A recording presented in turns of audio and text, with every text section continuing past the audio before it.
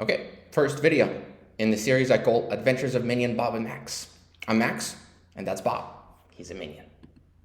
So what's the purpose of this thing? It's really like threefold. It's to experiment with conversation design, knowledge management, and context management, to document some work so I can review my work in the future and see the progress, and then to share with anybody who wants to see it. In case somebody's wondering why I pick conversation design, knowledge management, and context management, pretty simple, straightforward reason. According to DARPA, they see AI development in like three phases. There's rule-based systems, or handcrafted knowledge as they call it. There is statistical learning systems, which is what we're kind of experiencing now, aka machine learning is the buzzword. And the next wave is context adaptation, meaning systems that are like contextually aware. They can see the world around them and model it, more importantly. Kind of the thing that gives us the edge right now as human beings, is we can model the things around us in one way, shape, or form. So given some of those developments, I figured it would be a good time to give it a good old college try and recruit Bob to help me out. So what is Bob besides just a cute minion? So he's being designed as an expert system. That's how I have him set up. And the expert system, in a nutshell, it has three main components: user interface, inference engine, and knowledge repository. In this case, it uses natural language processing techniques provided by our friends over at Google via Dialogflow. So it takes input from the user, which is free flow text. The inference engine infers what is the user's intent. So this whole process of designing the thing is very human-centered, trying to figure out like what is the user trying to accomplish. And then ultimately executes one of the scripts that I have running in Google Cloud Functions using JavaScript and Node.js to simulate some more complex logic. If it's something simple, it just kind of kicks out the answer from Dialogflow. So that's what Bob is really in a nutshell. But most of the stuff the user does not see. So what does the user see? So here's Bob. Pretty simple interface, I think.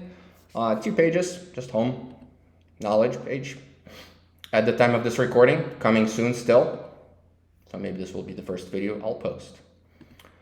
A chat box. And we can take a closer look at Bob. So I like to put demos.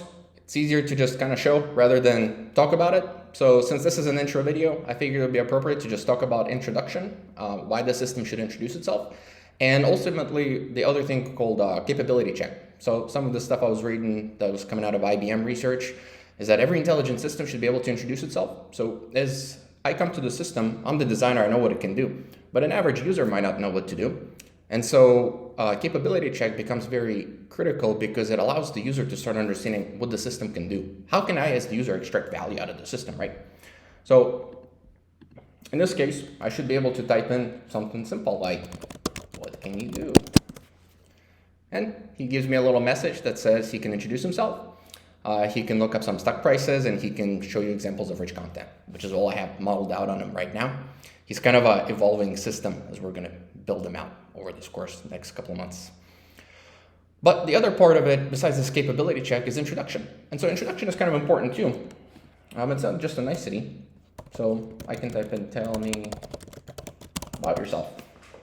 And he gives you a crafty message that yours truly here designed, obviously. But there's a couple of key pieces about introduction that's very valuable to the user. Number one, it starts to develop a purpose for the system. So this is just for fun application, but if this was a business application, like for airlines or something like that, the system can introduce itself, or instead of having an opener that says, hi, how are you? It can say, hey, I can help you do X, Y, Z. So right away, step one, it starts to deliver that value to the user. It starts to fulfill the user's knowledge gaps, assuming that the user doesn't know anything about the system. And so that's provides some knowledge to the user and allows them to understand how to take advantage of the system functionality to get even more value out of it. So that's why introduction is so important. The other piece that I'm exploiting here is introduction can be used to start developing persona or a character for your system, because some of these things, as I'll mention in subsequent videos about conversation design, it's very difficult to convey tone, for example, over text, because we were missing a lot of other sensory inputs like intonations. I don't see the actual person. You can see me here on camera, but you can't see Bob. So developing that persona allows you to start capturing the tone, the overall vibe, that experience or at least creating the experience from the designer's perspective for the user. So that's why introduction is very, very critical. It's not just a nicety.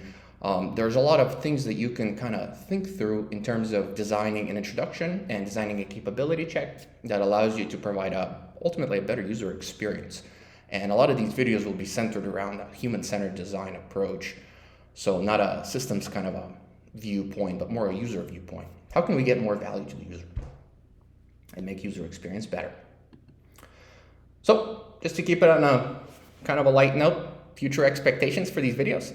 So number one, they're going to be very value focused, kind of like what I just did, a very quick down and dirty demo of introduction and capability check, and trying to talk about what is the business value? How does it create value? There's plenty of videos out there that are more technical, that are more on programming or mathematics.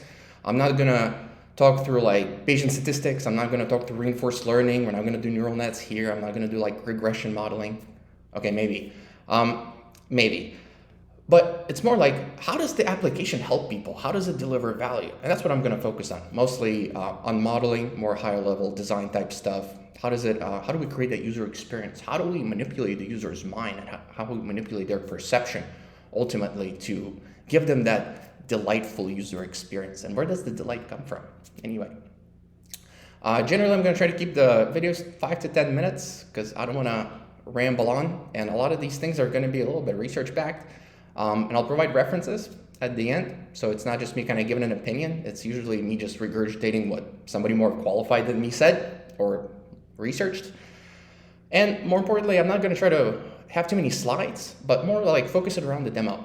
So the idea here is to read some stuff, kind of learn some stuff, maybe design a process, design some sort of a simulation with Bob, model it out, implement it real quickly, thanks to our friends over at Google that provide infrastructure as code, and then make a video to share it with whoever wants to and document some work. So that's pretty much it for today. Thanks for watching. Stay tuned. Adventures of Minion, Bob, and Max.